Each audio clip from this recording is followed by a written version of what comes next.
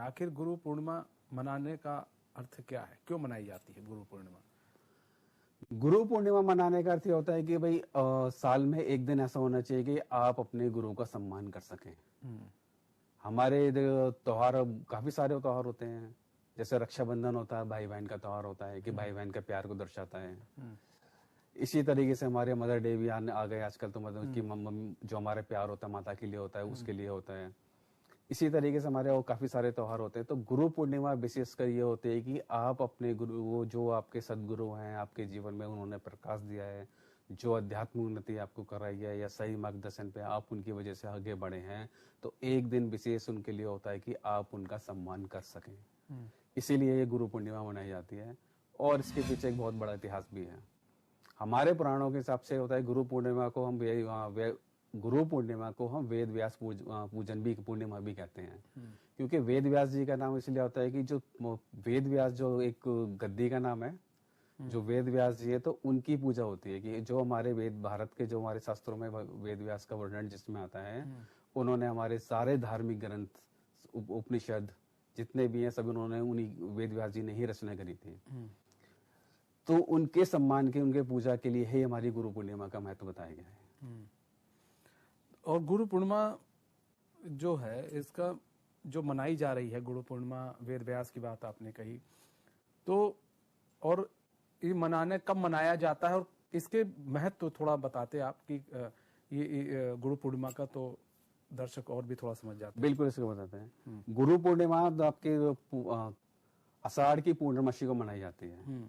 कहा जाता है कि जो हमारे शास्त्रों के रचयिता है, जो हमारे ग्रंथों के रचयिता वेद व्यास जी, इस दिन उनका जन्म हुआ था और उन्होंने हमारे भारतवर्ष को, हमारे अध्यात्म जगत को या सनातन संस्कृति को उन्होंने बहुत सारे प्राण लिखे, भगवत गीता लिखी, रामायण लिखी, महाभारत लिखी, उपनिषद लिखे। इस बारे में उन्होंने इतने सारे उपनिषद लिखे, तो उसको ही गुरु पूर्णिमा के अवसर पे उनकी पूजा की जाती है। और जैसे कि हमारी सनातन संस्कृति में बताया गया है कि गुरु का जो महत्व होता है, वो गुरु का महत्व वो ईश्वर से पहले ही होता है।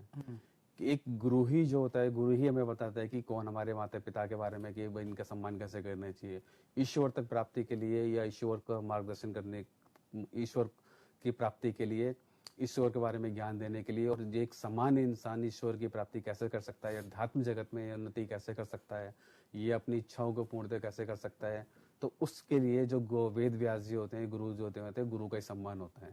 तो अगर देखा जाए तो हम तो गुरु पूर्णिमा वेद व्यास जी के लिए मनाते हैं, लेकिन देखा जाए तो सबसे पहले जो हमारे प्रथम होते हैं, त्रिलोकी गुरु जिसको बोलते हैं, वो हमारे महादेव हैं। जब सृष्टि की रचना हुई थी, सृष्टि की रचना के साथ साथ भी उन्होंने जो त्रिलोक को ज्ञान दिया था, उस समय तो कोई ज्ञान नहीं था। पहले त्रिदेव आए थे, त्रिदेव के बाद सप्तऋषि आए थे। तो महादेव ने जब सप्तऋषि आए थे, तो महादेव ने गुरु बन के जो ज्ञान का प्रकाश फैलाया था, सबसे पहले महादेव ने सप्तऋषि को दिया था। सप्तऋषियों के माध्यम से ये पूरे जगत में धीरे धीरे फैलना शुरू हो गया। तो पहले गुरु जो हमारे हैं, वो हमारे महादेव हैं। दूसरे गुरु होते हैं कि हम, आपने भी देखा कि हमारे महाभारत काल में जब वो भगवान कृष्ण ने गीता का प्रवचन दिए थे, उपदेश दिए थे अर्जुन जी को, तो उसमें भी उन्होंने ज्ञान दिया था। तो भगवान विष्णु को या भगवान कृष्ण को हम जगत गुरु बोलते हैं, क्योंकि उन्होंने पूरे जगत को अज्ञान के रास्ते से निकाल के ज्ञानवान बनाया था और ज्ञान की एक दिशा दी थी।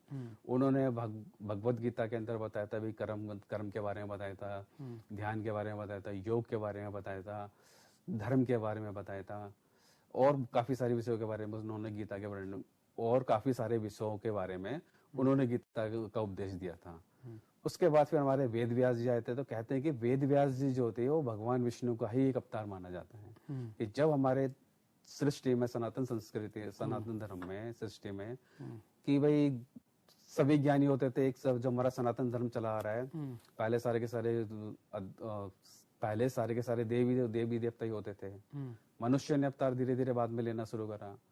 तो जब सृष्टि का निर्माण किया था, तो भगवान ने भी सोचा भाई इस ज्ञान को कैसे माध्यम से बना जाए। भाई सप्तऋषि भी ज्ञानी थे। ज्ञान जो होता था हमारे सनातन धर्म में, वो गुरु शिष्य परंपरा के हिसाब से चलता था। कि भाई गुरु और शिष्य के एक आमने सामने ज्ञान का आदान प्रदान होता था। उस समय हमारे पास कोई ऐसी धार्मिक ग्रंथ या पुस्तकें हमारे उस समय नहीं थी, क्योंकि वो गुरु शिष्य परंपरा थे। महादेव ने भी सप्तऋषि को जब ज्ञान दिया, तो उन्होंने भी अपने सामने बिठा के गुरु शिष्य परंपरा के हिसाब से ज्ञान दिया। भगवान कृष्ण ने भी अर्जुन जी को जब ज्ञान दिया था उनके सामने ज्ञान दिया था, लेकिन लिखित रूप में हमारे पास किसी भी ज्ञान का या हमारे धर्म का कोई भी प्रमाण नहीं था। तब भगवान ने सोचा भाई हमारी जो आने वाली भविष्य में जो आने वाले युग हैं तो उनका जो अध्यात्म स्तर या जो उनकी मानसिक स्थिति इस तरीके से नहीं होगी या बहुत सारे परिवर्तन आ जाएंगे, तो इस ज्ञान को आगे बढ़ाने के लिए पुस्तक का माध्यम लेना शुरू करा।